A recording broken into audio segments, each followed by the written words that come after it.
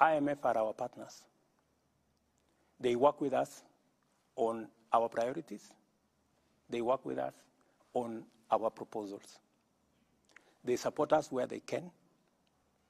They give us advice where they can, but ultimately, we make the decisions ourselves. And it is not up to IMF to see how to sort out the 680 billion that we have on the road sector. It is not up to any other person. It is up to us. When I get out of this office and go to this village and that constituency and that ward, it is not the IMF that is asked about roads. It is the government of Kenya that I run. So I think there is always this thinking that external factors dictate to us. I think you know me better. Mm-hmm. I can stand up to any pressure from any corner. Mm-hmm. I make the right decisions for our country.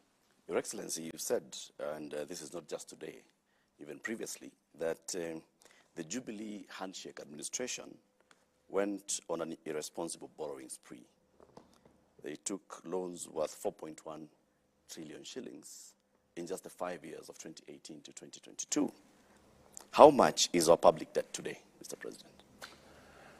Our public debt is in the region of 8.8 trillion, close to 9 trillion. That's where we are. And so that you can contextualize this, it is the reason why, if you look at this budget, I have made a deliberate, conscious decision. In fact, against the advice of IMF. IMF actually wanted us to borrow slightly more. I told them no. I told them no, we're not borrowing. And that is why, if you look at the fiscal deficit, the money we are borrowing, we have reduced it from 1.1 trillion last year to 630 billion this year. We have reduced almost 500 billion because I am conscious that we are not in a good place. I am also aware what is happening to other countries. There are countries in our continent that have defaulted in their payments. When I am president, Kenya will not go that route. And that is why, even when, many people thought it was a joke, I told them, we are not borrowing beyond where we are. So how much are you planning to borrow in this year? That is why, Latif, you saw there was a delay of salaries for about 2-3 days, in April. Yep. Yes. Because, some characters thought that I was joking. I told them, listen, we are going to live within our means. Even if we have to delay for salaries for 2-3 days, we will.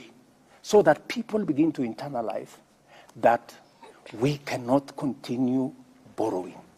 And let me tell you, I have had many people say, you can't tax there is no country that can tax itself into prosperity. That's correct. Yeah? But you cannot accumulate the debt into bankruptcy as an option. It cannot be an option, right? And there is a question I want to ask my fellow countrymen and women. Are we overtaxed? That is the question that we need to ask. And I want to answer that question. Yeah. Are Kenyans overtaxed? Let me give you the statistics. OECD countries, OECD countries, the tax as a percentage of GDP, the average is 34% of GDP. 34%. You have from Turkey, which is 22% of GDP, to France, which is 45% of GDP. Okay?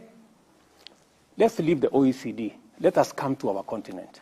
Our peers, South Africa, Tunisia,